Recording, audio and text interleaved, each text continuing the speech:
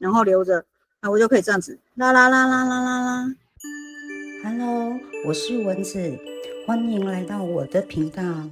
好，我今天因为我只有切一边而已，我这边我是没有切的。好，好，你们看一下哦，看你们的习惯，随便都可以。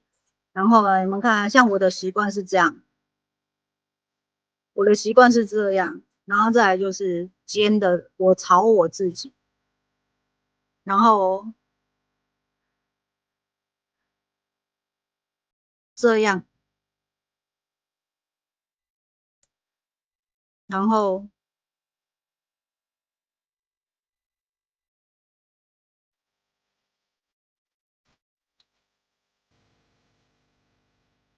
先这样子，然后我把这个叫做线头哦，但是不是这样，因为现在是松的，对不对？揉搓一搓哦，所以这样好了之后，你就稍微让它卷，这样，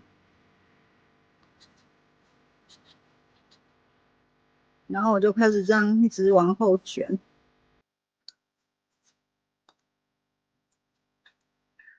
其实哦，有时候这个真的就是一个角度的问题而已，你知道吗？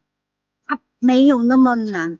其实我一开始在玩这个的时候，我也觉得天啊，这怎么那么难啊？而且观众他们到底怎么卷的？一次要卷那么多，到底是怎么卷的？那你看我现在只要卷这样就好了，我不要全部都把它卷完哦。你看啊我这边就可以抽出来了，看到没？对不对？所以你后面已经都卷完的时候，其实你抽出来就没差了。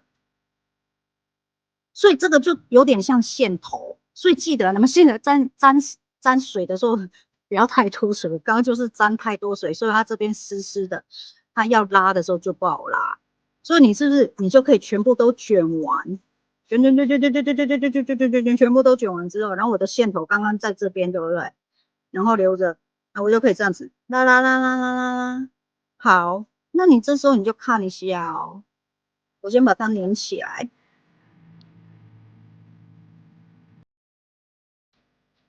我跟你讲，因为胶带也不会很贵啊，你直接粘就好了，直接粘就好了，真的。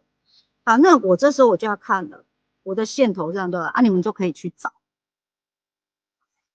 你就可以把这个你想要的那个粗细呀、